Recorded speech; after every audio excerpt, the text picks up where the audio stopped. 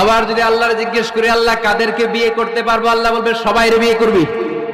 বাংলাদেশের নারীরা বিয়ে করা হালাল, পাকিস্তানের মেয়েদেরকে বিয়ে করা হালাল, সৌদি আরবের নারীদেরকে বিয়ে করা হালাল, এই বাংলাদেশের সিলেটের মেয়েদেরকে বিয়ে করা হালাল, ঢাকার মেয়েদেরকে বিয়ে করা হালাল, চট্টগ্রামের মেয়েদেরকে বিয়ে করা হালাল। হালালের কোনো শেষ নাই, সুবহানাল্লাহ পড়েন।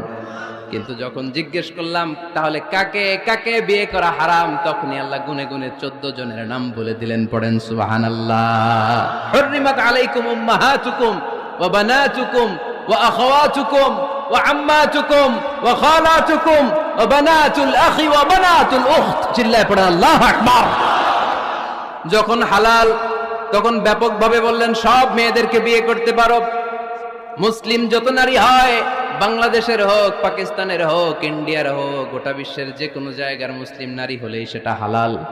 কিন্তু হারাম কোনটা যখন জিজ্ঞেস করলাম, গুনে গুনে বললেন মাকে বিয়ে করা হারাম, নিজের কন্যাকে বিয়ে করা হারাম, বোনকে বিয়ে করা হারাম, ফুফিকে বিয়ে করা হারাম, খালাকে বিয়ে করা হারাম, ভাতিজিকে বিয়ে করা হারাম, নিজের ভাগ্নিকে বিয়ে করা হারাম।